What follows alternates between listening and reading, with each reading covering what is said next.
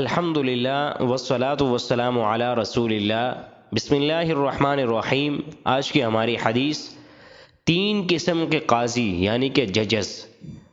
حضرت بریرہ رضی اللہ تعالی عنہ سے ارشاد نبوی مروی ہے کہ اللہ کے رسول صلی اللہ علیہ وسلم نے فرمایا، القضاۃ ثلاثۃ واحد فی الجنۃ واثنان فی النار۔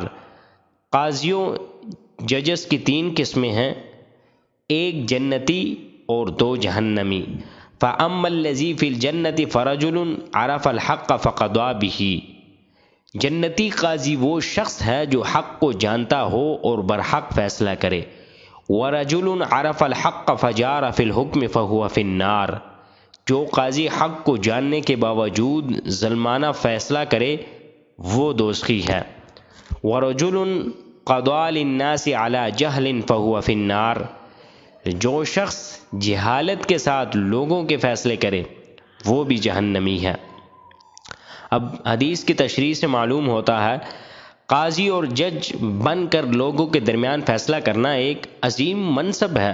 قاضی کو چاہیے کہ شرعی قوانین کی روشنی میں عدل و انصاف کے تقاضوں کو پورا کرتے ہوئے فیصلہ کرے تاکہ جنت کا حقدار ہو۔ ظالمانہ اور جاہلانہ فیصلہ کرنے والا قاضی جہنم کا مستحق ہوگا۔ اللہ رب العزت ہمیں ان احادیث پر صحیح معنوں میں عمل کرنے کی توفیق عطا فرمائے۔